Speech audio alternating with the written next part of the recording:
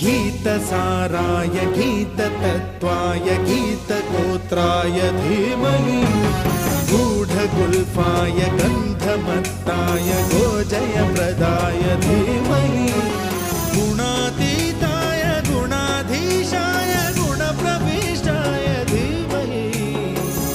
एकदन्ताय वक्रतुण्डाय गौरीतनयाय धीमहि